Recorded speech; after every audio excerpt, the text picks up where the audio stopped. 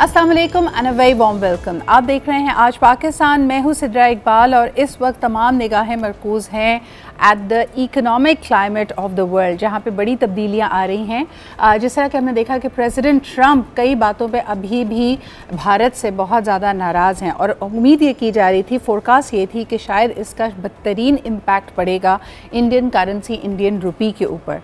ये एक बहुत बड़ा सवालिया निशान है, लेकिन कल से अब तक लगता है कि रिज़र्व बैंक ऑफ इंडिया की इंटरवेंशन की वजह से ऐसा मुमकिन नहीं हो पाया है और यकीनन उन्होंने कहीं ना कहीं रेस्क्यू किया है इंडियन रुपी को। It has closed at about 87 rupees to a dollar, जो कि अभी भी अपने आप में एक तशवीशनाक बात है। इंटरेस्टिंग बात यह है कि प्रेसिडेंट ट्रंप ने इस तरफ इशारा किया है कि अभी भी वो बहुत ज़्यादा नाराज़ हैं भारत से, क्योंकि भारत को वक्तन फ़वक्तन तनबीह की गई कि वो रशिया से तेल की बरामदात ना करे, जिसकी वजह से उनको ऐसा लगता है कि यूक्रेन वर्सेस रशिया की जो वॉर है वो एक तरह से भारत फ्यूल कर रहा है। भारत के बारे में आपको बताते चलें कि it is the third largest importer and consumer of Russian oil and oil in general, और भारत की तरफ से इसके ऊपर से खफगी का इजहार किया गया है। जिस किस्म की स्टेटमेंट प्रेसिडेंट ट्रंप ने दी है, प्रेसिडेंट ट्रंप ने बड़ा स्ट्रेट अवे कहा कि पहले इन्होंने ज़ीरो टैरिफ्स की जो ऑफ़र अमेरिका को की है, it is not good enough. On the other hand America ने हाईएस्ट टैरिफ्स एवर इम्पोज किए हैं भारत के ऊपर, जो कि तकरीबन 25% पे जाके रुकते हैं, और इसकी बड़ी वजह यह है, ये पनिशमेंट मिल रही है for continuing to trade and import Russian oil, जिससे उनको लगता है कि रशिया स्टेबल रहा है, उसकी इक़्तिसादी मदद होती रही है और एक तरह से यूक्रेन रशिया वॉर को भारत ने फ्यूल किया है। दूसरी तरफ हम ये देखते हैं कि भारत से यकजा होकर उनकी अपोजिशन और उनकी हुकूमत ने यह कहा है कि इस किस्म के बयानात से जो सॉवरेंटी है और इज़्ज़त नफ्स है भारत की, उसको नुकसान पहुँचा है और वो नहीं जानते कि ये दोहरे मेयार क्यों रखे जा रहे हैं दुनिया के। उसके हवाले से उन्होंने कहते हुए स्टेटमेंट्स देते हुए हम देख रहे हैं कि कई members of the parliament and also the leader of opposition from Congress, उनकी ये स्टेटमेंट्स आई हैं कि अगर आप देखें गौर से तो अमेरिका भी और यूरोपियन यूनियन भी रशिया के साथ ट्रेड कर रहा है, तो फिर क्या वजह है कि भारत को सिंगल आउट किया जा रहा है। इसके ऊपर भारत की तरफ से तशवीश है।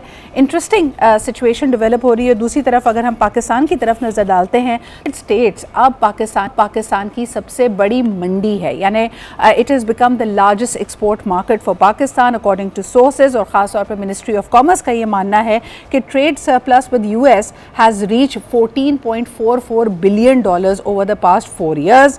सोर्सेज ने यह भी इंडिकेट किया कि पाकिस्तान की जो एक्सपोर्ट्स हैं टू यूएस वो तकरीबन $23 बिलियन को टोटल करती हैं इसी दौरानिए में, जबकि अमेरिका से जो इम्पोर्ट्स है पाकिस्तान की वो तकरीबन $8 बिलियन पे हैं।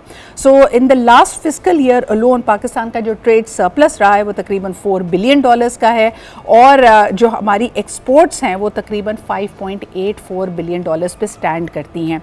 क्या बदल रहा है when it comes to relationships and policies with America, specially for the South Asian countries. आइए इस पर गुफ्तगू करते हैं। हमारे साथ मौजूद है कोमल कैनेथ शकील, सीनियर इकॉनॉमिस्ट हैं।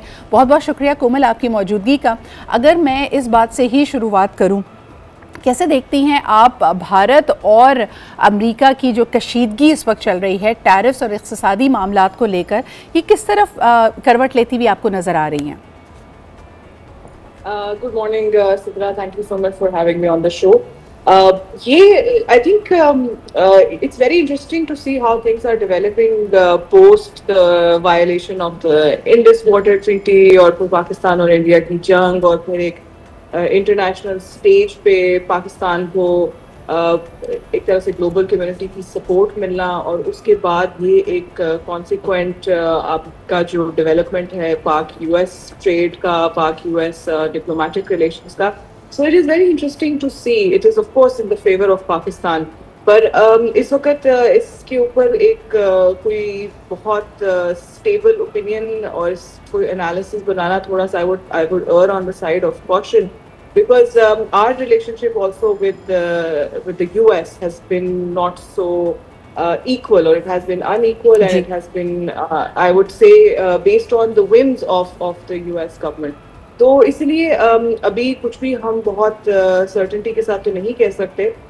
जब I would say that the trade surplus is a good news and it's great, but please let's be mindful of the fact that हमारा अभी तक भी कोई stable FTA नहीं है US के साथ, और अगर अगर हम देखें एक्सपोर्ट्स को ब्रेक डाउन करें कि हम किस नेचर की एक्सपोर्ट्स करते हैं और किस नेचर की एक्सपोर्ट्स यूएस हमें करता है, तो we are sending mostly things like textile, surgical goods, इस किस्म की हमारी प्रोडक्ट्स हैं जो कि बहुत इजीली सब्स्टिट्यूट हो सकती हैं। हमारे पास अगर ज़्यादा से ज़्यादा कोई एडवांटेज है तो वो प्राइस का एडवांटेज है।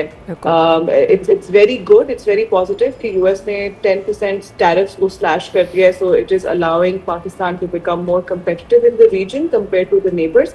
बट वंस अगेन आप उसको देखो कि वो सिर्फ प्राइस की ही गेम के अंदर आपको बेनिफिट दे रहा है। We don't have really that, यानी जो हम ये बात कर रहे हैं, आपने बिल्कुल सही कॉशन के साथ इसकी तरफ इशारा किया कोमल, कि this is still very very on unstable grounds.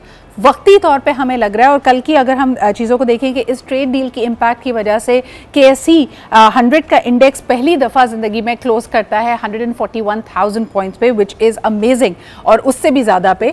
तो but at the same time मुझे बड़ा इंटरेस्टिंग लगा कि इंडियन पार्लियामेंटेरियंस, ख़ास तौर पे जो उनके अपोजिशन लीडर्स हैं, उनमें से कल एक ने ट्वीट किया and they coated Henry Kissinger, one of the top US diplomats of the cold war era, और उन्होंने कहा कि अमेरिका का दोस्त होना ख़तरनाक है, लेकिन being a friend of America is fatal. तो क्या भारत में ये मसल पैदा हो गया है कि भारत आड़े हाथों लेगा, अपनी जो स्टांस है ये पोस्चरिंग है सिर्फ थोड़े अरसे के लिए और बैक चैनलिंग बिल्कुल मुख्तलिफ होगी, या वाकई आपको लगता है कि भारत कोई स्टैंड ले रहा है? अब भारत आई थिंक कुछ हद तक तो फेस सेविंग भी कर रहा है, बट लेकिन भारत की इकोनॉमी काफी strong economy, and it is not the first time they have stood up to any western power.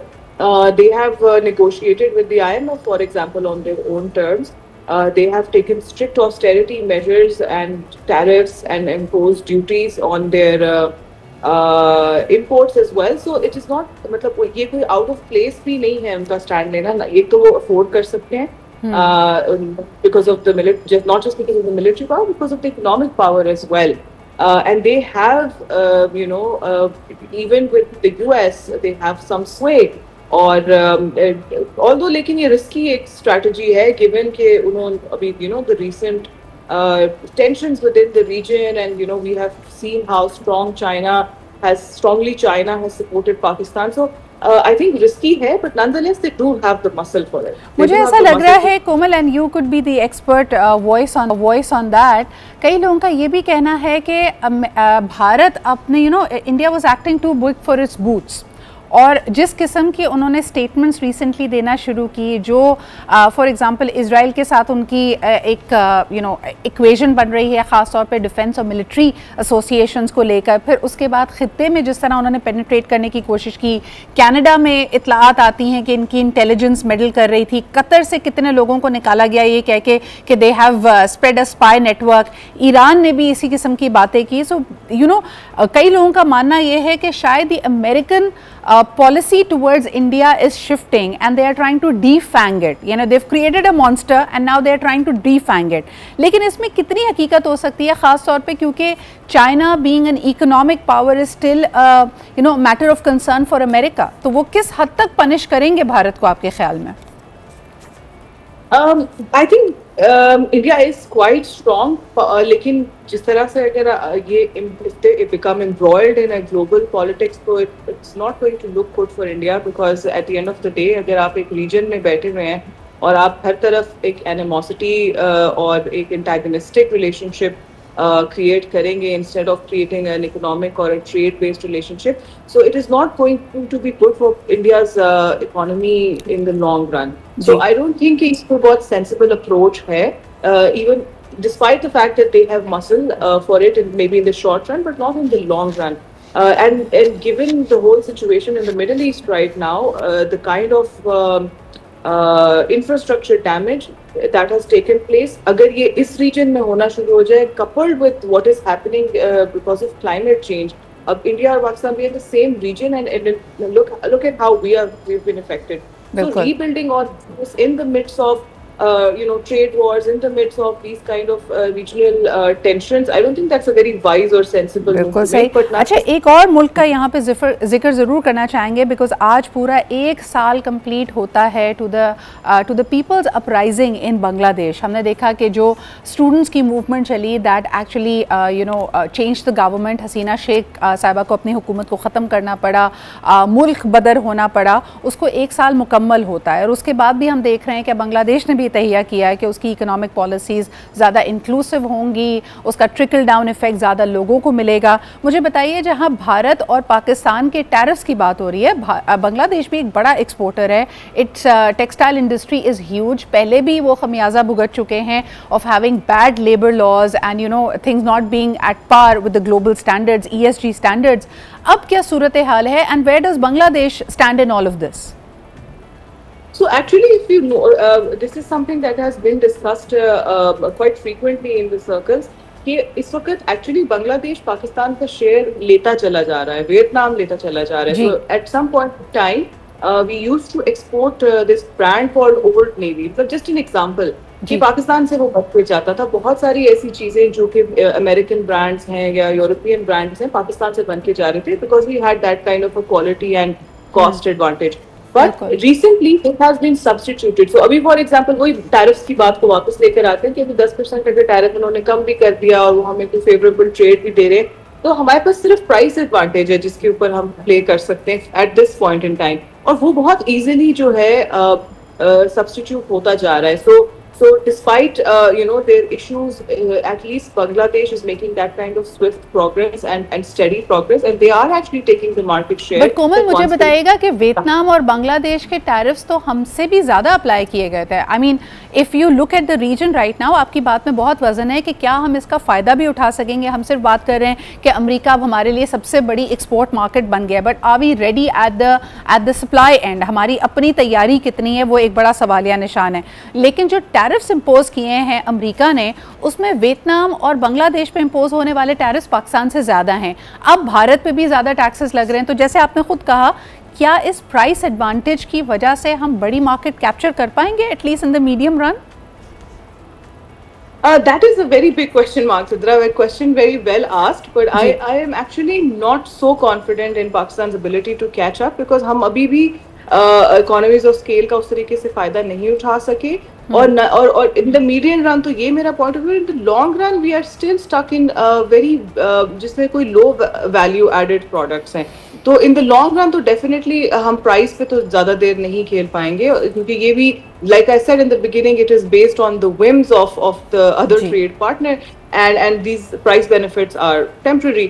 तो in the long run definitely आप देखें, बांग्लादेश, वियतनाम, ये अपने प्रोडक्ट्स की कॉम्प्लेक्सिटी में इन्वेस्ट कर रहे हैं और ये उसके अंदर वैल्यू एडिशन के अंदर इन्वेस्ट कर रहे हैं। whereas we talk about it on the policy discourse, in the policy discourse, but हमने अभी तक कोई ऐसी सिग्निफिकेंट ना पॉलिसी मूव की है और ना ही हमने किसी किस्म की कैपेसिटी को बढ़ाने की कोशिश की है। Capacity issues definitely are. Point well noted. Komal, my last question to you very quickly. Israel's Netanyahu has decided on full occupation of the Gaza Strip. ये इस वक्त circulate कर रही है. What does that mean for the regional as well as global politics and economy?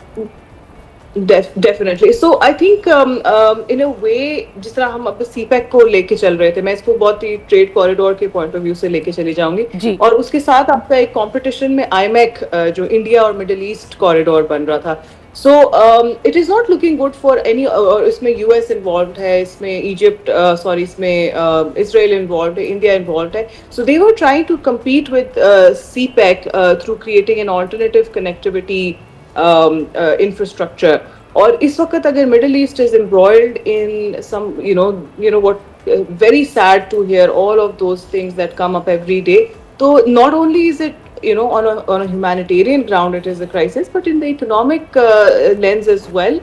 आप अगर एक security ही issues के साथ खेलते रहेंगे और उन्हीं के अंदर एम्ब्रॉयड रहेंगे, so there is not going to be a long term sustainable infrastructure development और connectivity like we want and the trade that we want.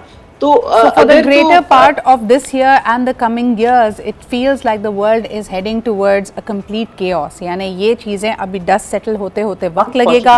हमारी क्लाइमेट वल्नरेबिलिटी अपनी जगह है, डेमोक्रेसी वल्नरेबिलिटी अपनी जगह है, और सबसे बढ़कर ये कि अब इकोनॉमिक वॉलेटिलिटी ने भी इस कॉम्बिनेशन को बड़ा फेटल बना दिया है.